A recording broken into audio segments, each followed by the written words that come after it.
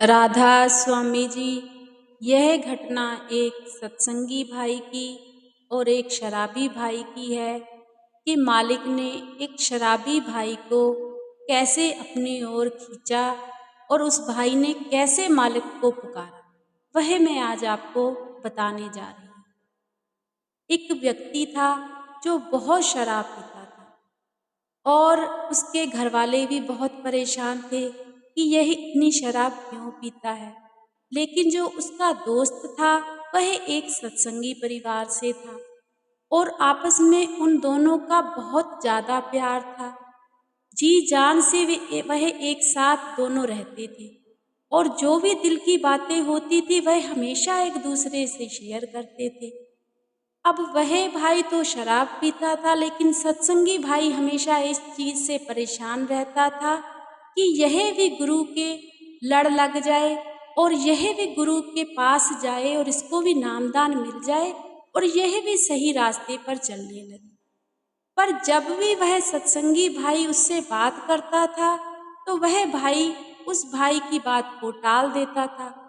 एक दिन ऐसे ही दोनों बैठे हुए थे, फिर सत्संग की बातें चलने लगी और वह सत्संगी भाई कहने लगा कि मैं ब्यास जा रहा हूँ और तुम भी मेरे साथ चलो और ये शराब छोड़ दो। तो वह भाई कहने लगा कि अगर तुम्हारा गुरु पूरा है, अगर तुम्हारा गुरु सच्चा है, तो उसे कहो कि वह मेरे पास आकर मुझे दर्शन दे। तुम ही कहते हो कि अगर जिसको दर्शन देने हैं उसे वह 7 समुंदर पार भी दे देगा और जिसको नहीं देने उसको चाहे आगे भी बैठे हो तब भी नहीं देने। हमेशा मुझसे यही बात कहते हो ना, तो फिर ये तुम्हारे गुरु में ताकत है और वह मैं अगर उसकी रूह हूँ तो वह मुझे अपने आप खींच लेगा। ऐसे ही दोनों में काफ़ी बहस चलती रही। अब सत्संगी भाई कहने लगा, ठीक है भाई, मेरा फर्ज है सिर्फ तुम्हें कहना, क्योंकि तुम मेरे दोस्त हो। अब तुम नहीं मानते, तुम्हारी जिद ही इतनी बड़ी है, वह मैं तो पूरी कर नहीं सकता, वह तो अब सतगुरु ही पूरे कर सकते हैं, वह उनकी मर्जी है। पर मैं सत्संग पे जा रहा हूँ तो तुम अपना ख्याल रखना और शराब इतनी मत पीना। अब वह भाई सत्संग पे चला जाता है। जब वह सत्संग पे जाता है, बाबा जी का सत्संग होता है। जब बाबा जी स्टेज पर आके सत्संग करते हैं तो वह भाई भी पंडाल में बैठा होता है।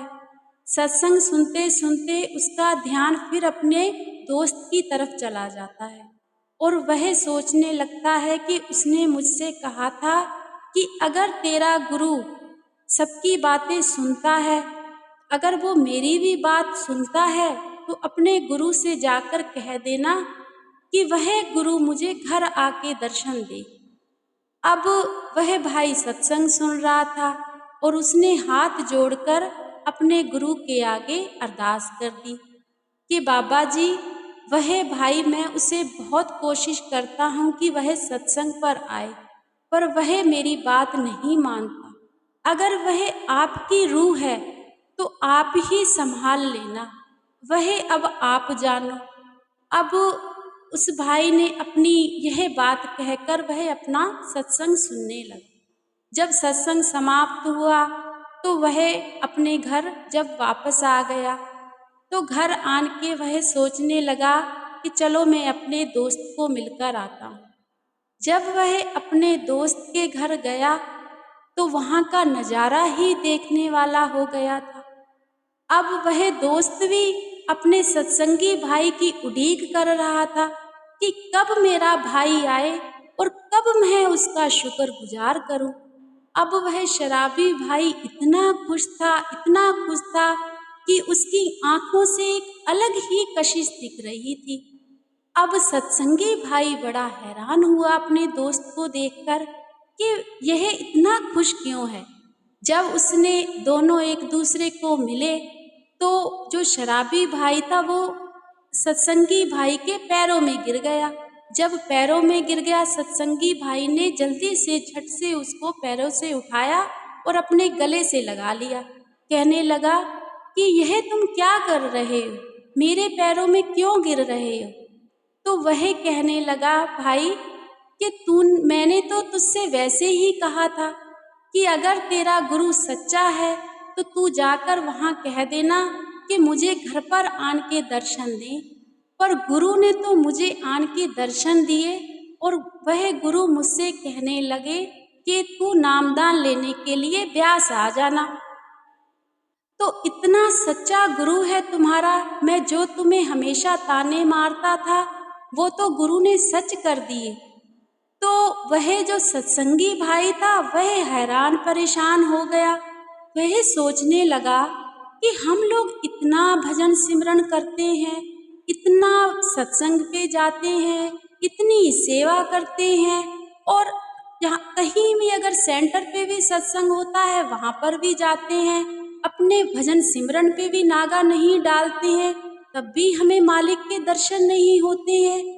और ये भाई इतनी शराब पीता था, उसके बावजूद भी मालिक ने इसकी पुकार सुन ली और इसको दर्शन दे दिए।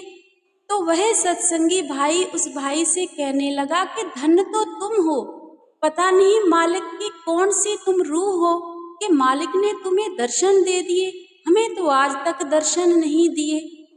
तो यह घटना सुनाने का हमारा इतना मकसद है कि जो मालिक की रूहें होती हैं ना, वह मालिक 7 समुंदर पार भी खींच लेता है। वह कौन सा जरिया बनाता है वह मालिक ही जानता है।